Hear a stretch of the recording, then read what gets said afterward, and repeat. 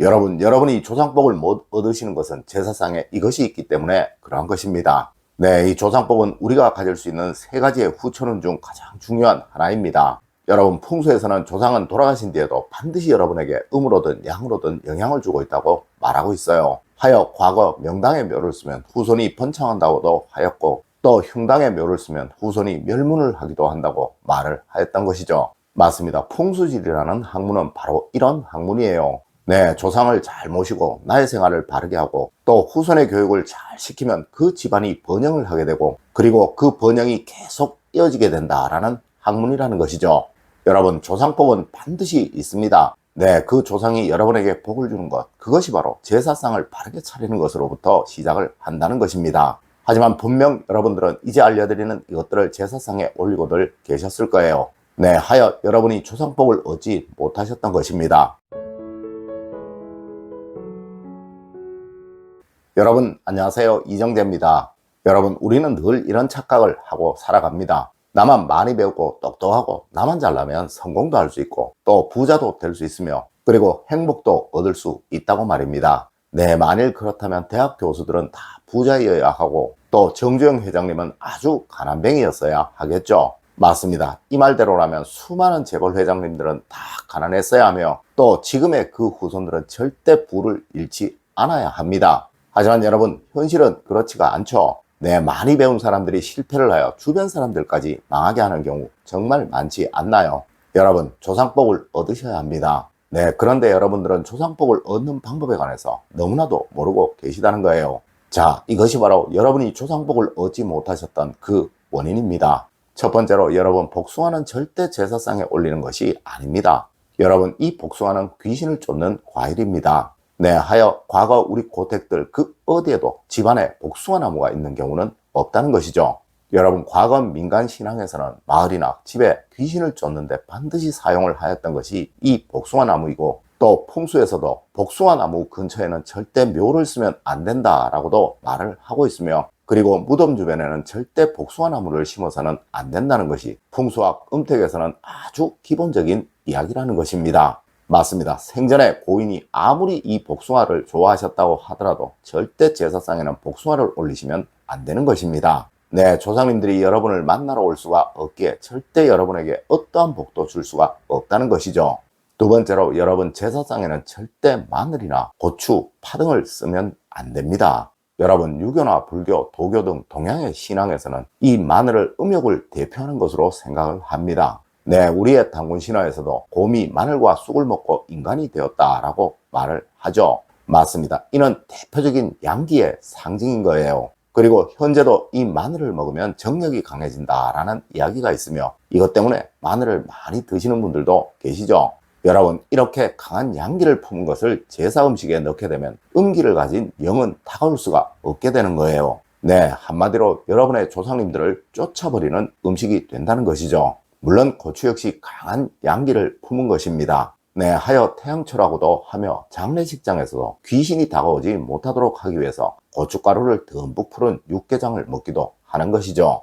여러분, 이런 재료들로 만들어진 음식을 제사상에 올리시면 절대로 안 되는 거예요. 세 번째로, 여러분, 치자가 들어간 생선과 등 푸른 생선, 또 오징어, 낙지 등의 생선을 제사상에 올리시면 안 되는 것입니다.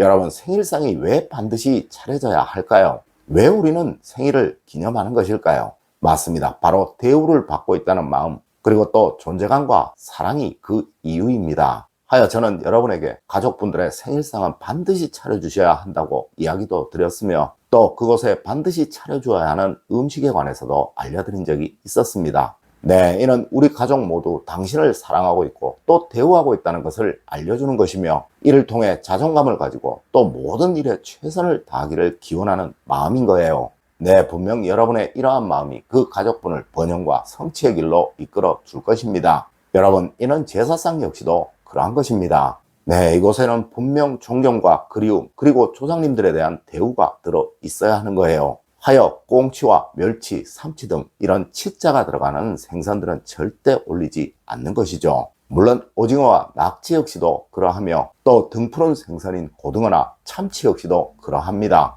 여러분, 이는 대량으로 몰려다니는 것을 잡은 것이라 가장 흔하고 천한 생선이라고 여겼기에 그러한 것입니다. 네, 과거에는 은하, 태, 기와 같은 생선 중에 비늘이 있고 그리고 등이 푸르지 않은 또 대량으로 잡히지 않는 생선을 최고급으로 여겼고 이 생선들을 제사상에 올림으로써 대우하고 있다는 것 그리고 그리워하고 있다는 것을 알려드리려고 했었다는 것이죠.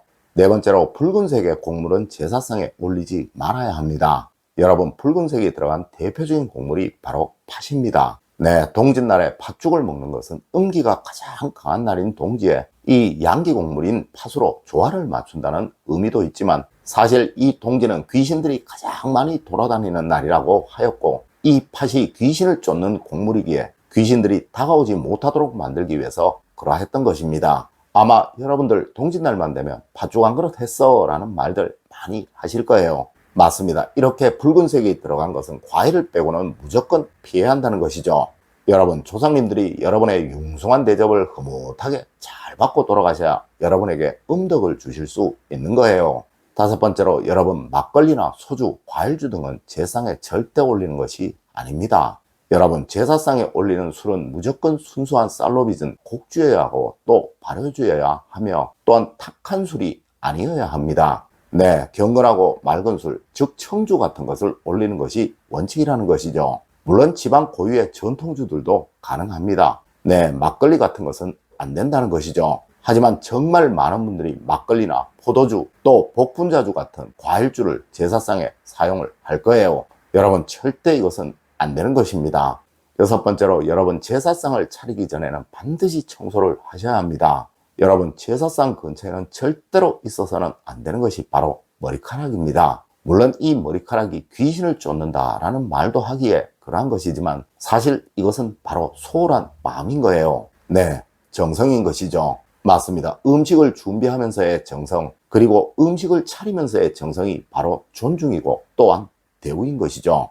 여러분, 제사상을 차리시기 전에 반드시 깨끗이 청소를 하세요. 네, 그래야 여러분들의 정성과 염원이 조상님들에게 그대로 전달이 되어 여러분들은 조상복을 제대로 얻으실 수 있게 되는 것입니다.